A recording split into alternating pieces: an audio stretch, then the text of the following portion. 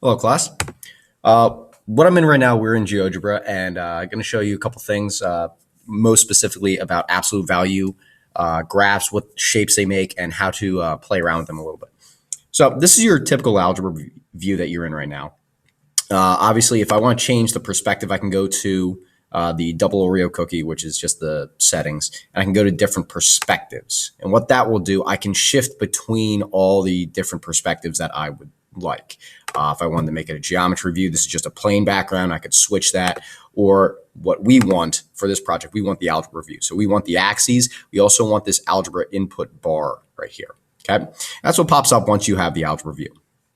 So I told you we're going to talk about absolute value graphs. And the nice thing is when I have this algebra view open, I can type in any function. And let's say I want to type in a line in slope-intercept form. I could type in y equals 3x minus 2, and it just hit enter, and it will graph my function y equals 3x minus 2. Going even further, I could also type it in as just if I had a line that was negative 6x plus 4. I just type it in as such, and if you notice, it will give me an instant function. It gives us that f of x, which we've seen before with functions. I'm going to delete both of these, though, because we are talking about absolute value graphs and what shapes they make.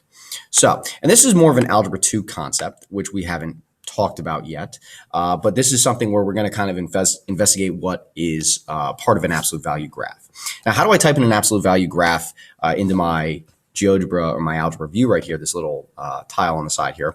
I have to type in ABS, which is the same command that we gave our graphing calculators, if you remember, the TI-84s that we worked in. And then I have to hit an open parenthesis because inside here, now it's going to read this as the absolute value of whatever I type in. So let's just start with the absolute value of x, and I hit enter. Notice it gives me that function again, and the shape right over here is a V. And now what I want you to do from here, obviously this V, it's similar to a parabola, has one vertex, a lot similar. In this case, obviously we can't factor in absolute value equation to find x-intercepts, but we can figure out what the vertex is. Now my vertex here is obviously 0, 0. But then what I want you to do is play around with this just a little bit. See what happens when you put something inside that absolute value other than that x. What if you made that a minus 4? Let's see what happens to that vertex. And if you notice, the vertex now is at 4, 0.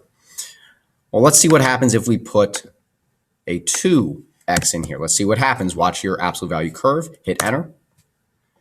Now my vertex changed, and if you notice, it narrowed, the entire graph narrowed a little bit. Well, what would happen if I get rid of that 2? I'll go back to that absolute value of x minus 4. Now I'm going to place something outside of here too. Let's go with a plus 3. And now watch what happens to your vertex. So the graph didn't change much at all, but the only difference is the vertex continues to change depending on what I put inside and outside this absolute value. It takes a little play to get a hang of how to solve for the absolute value vertex. So that's pretty much how you set up your absolute value. It's very simple. I could type in ABS.